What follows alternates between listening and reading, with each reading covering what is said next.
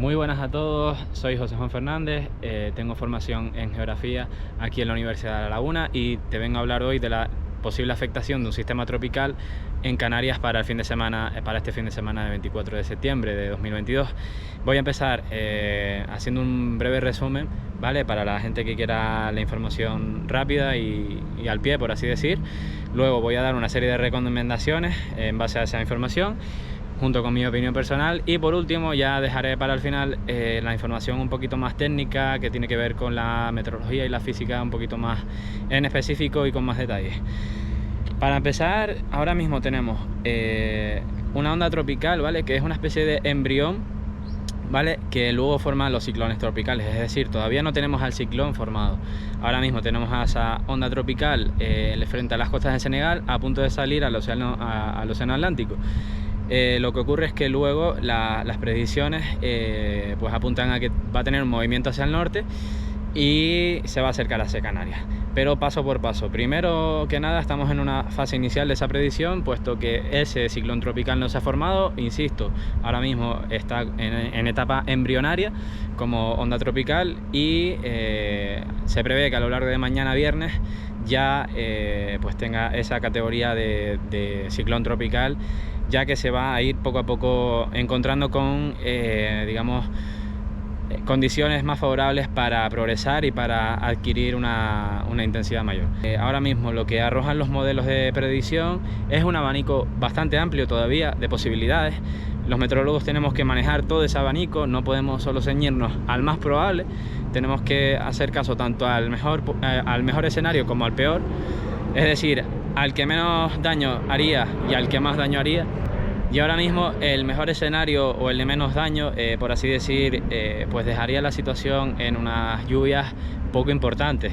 Pero sí es verdad que también el peor escenario que nos hablan ahora mismo los modelos, sobre todo el europeo, estas grandes intensidades de precipitación se podrían prolongar muchísimo más en el tiempo de lo habitual, es decir, no solo durante media hora o una hora, sino que estaríamos hablando que en el intervalo de 24 o 12 horas estarían cayendo entre 100, entre 50 litros o 30 en el caso más leve. Dicho de otra forma y bajado a tierra, estamos hablando de unas cantidades de precipitación que como digo, en el peor de los casos generaría riadas y generaría inundaciones en zonas típicas y en zonas que ya han ocurrido con otras lluvias, como puede ser la riada del 31 de marzo de 2002 en Santa Cruz de Tenerife.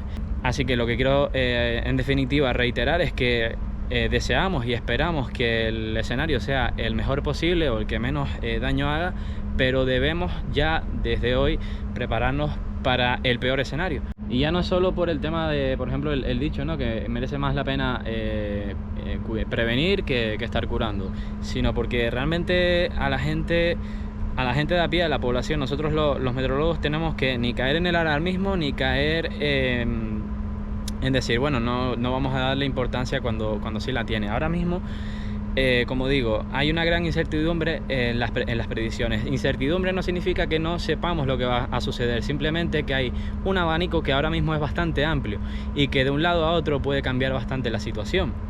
Puede ser o muy grave o poco grave. A eso se refiere la incertidumbre. Y ahora mismo lo que tenemos que hacer los meteorólogos es expresar esa incertidumbre que existe. Y hago este inciso porque ya ocurrió con otro tipo de emergencia, como pudo ser la erupción en La Palma, en la que mucha gente ha confesado que necesitaba el cambio de semáforo amarillo a naranja, el cambio de nivel, digamos, para tomar medidas, para tomar decisiones de si marcharse de sus casas o no. Y como es algo que no ocurrió, es algo que se ha recriminado no solo a los científicos, sino también sobre todo al poder ejecutivo que tuvo la decisión en ese caso. Entonces hay que estar en una especie de equilibrio entre el alarmismo y el pasotismo. Es decir, hay que entender la situación tal y como es ahora mismo. A día de jueves 22 tenemos un abanico bastante amplio y hasta que no vayamos avanzando en el tiempo, tanto viernes como sábado, no iremos sabiendo cada vez pues mejor lo que podría suceder. Como digo, el abanico se irá cerrando poco a poco. Pero como digo, mucha gente en el caso de la erupción de La Palma echó de menos que los científicos, por así decir, les pusieran las pilas, les dijeran, oye, es que hay un escenario de que sí puede pasar esto. y es un poco lo que intento decir, pero sin caer en el alarmismo. Simplemente creo que a todos nos vendría bien, por ejemplo, cambiar los planes que tenemos, sobre todo para el domingo, que se presupone que va a ser el peor día, el día con mayor intensidad de lluvia sobre todo. Ya les voy dejando caer que este episodio, sobre todo, la afectación más importante van a ser las lluvias, no tanto el viento. Ya luego les explicaré por qué en la parte más técnica. Pero simplemente que vayan ustedes tomando en cuenta esta información, y que si tenían planes importantes, sobre todo para el domingo, plantéenselos cancelarlos, plantéenselos posponerlos, porque sobre todo si va a ser fuera de su casa, obviamente, porque no merece la pena a día de hoy, con lo que está previsto, pues exponerse a los riesgos que van a haber asociados con la lluvia. Es más, bueno, pues si tenemos las típicas casas con tejados, deberíamos de ir limpiando ya todas esas zonas en las que se podría acumular agua o podría retenerla de alguna forma y beneficiar las inundaciones. O por ejemplo, pues proteger no solo a nosotros, ¿no? Como personas, sino también a nuestros bienes inmateriales o incluso animales, ¿vale? Que los animales ya sabemos que no pueden decidir por sí mismos, y que tiene la responsabilidad el dueño de no exponerlos a ese tipo de riesgos. Y lo que decía, los bienes inmateriales, como pueden ser los coches, por ejemplo, no podemos dejarlos en zonas de parking sobre todo subterráneos, sobre todo en zonas como Santa Cruz o como el Puerto de la Cruz, que ya hemos visto en otras ocasiones que gracias al relieve de la isla, toda esa agua de los barrios o de otras zonas que están por encima van a parar allí a esa zona de Santa Cruz o del Puerto de la Cruz, y terminan inundando esas zonas en caso de lluvias intensas y prolongadas en el tiempo. Por lo tanto, lo más lógico sería no exponer bienes inmateriales como el coche a ese tipo de zonas, a ese tipo de zonas bajas con parking, o que tengan elevada pendiente, o que ya sepamos que ha habido escorrentías muy fuertes en otras ocasiones, en otros años, como también pueden ser en zonas del sur de Tenerife, en la zona de Montaña de Guasa, a la altura de la autopista, a esa altura de la autopista del sur, que también, por ejemplo, en los túneles bajo la autopista se suelen formar charcos con inundaciones, etcétera. Pues todo ese tipo de puntos negros son los que tenemos que evitar y empezar a tomar medidas de ese tipo. Repito, esto pues simplemente con la idea de que aunque no termine pasando lo peor, por lo menos no nos va a hacer ningún daño prepararnos para ese peor escenario. Y si ya estamos preparados y sucede, pues vamos a responder y nos vamos a adaptar mejor a él cuando esté sucediendo.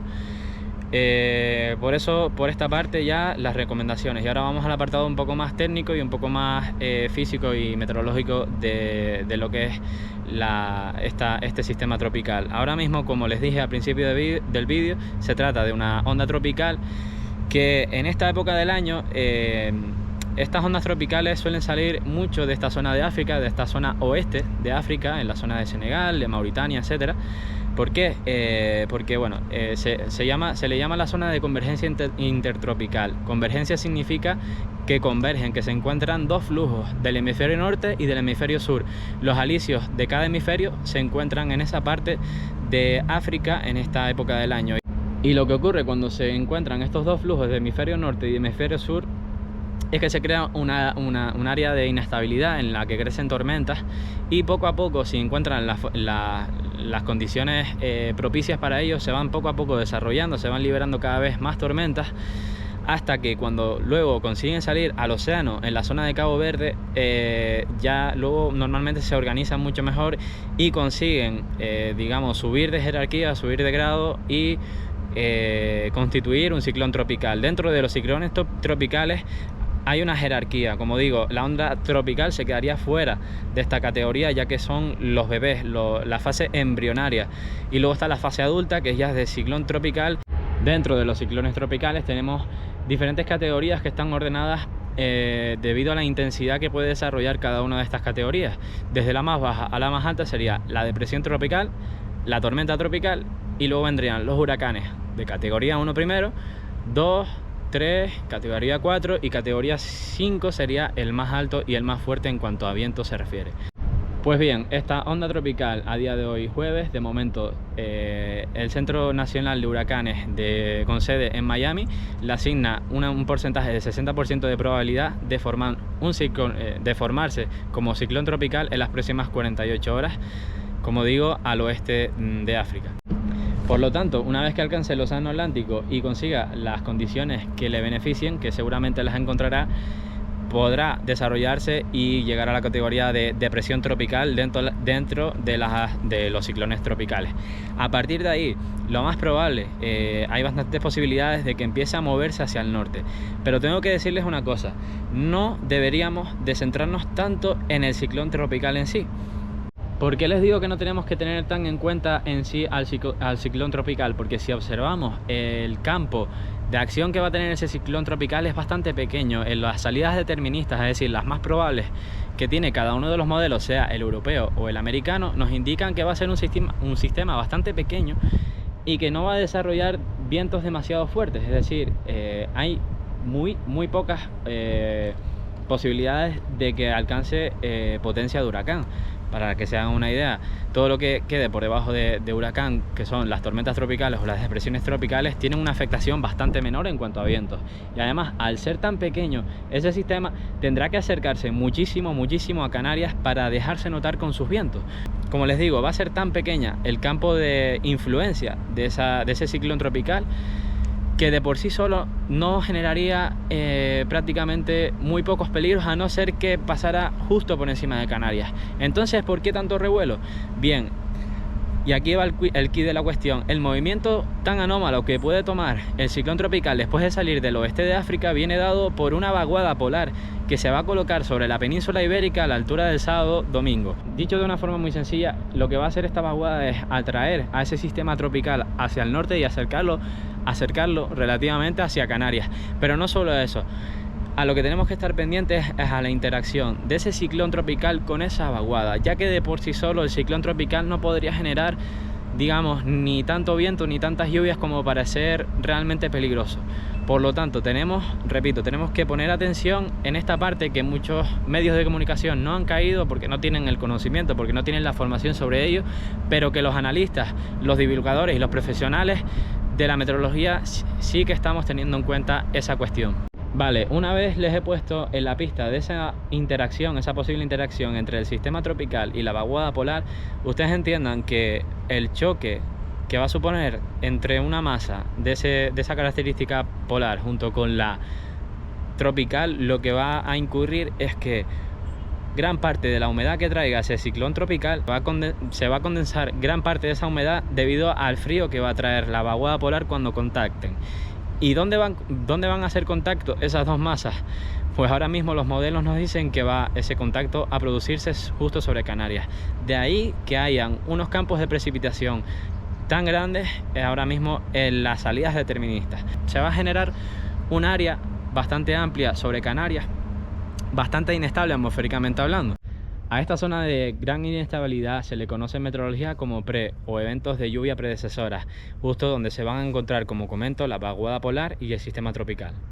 ¿Qué va a ocurrir? Que se va a encontrar el aire frío, se va a introducir por debajo del aire cálido y el aire cálido se va a ver obligado a ascender. Cuando ascienda se va a ir enfriando y toda esa humedad se va a ir condensando en forma de agua.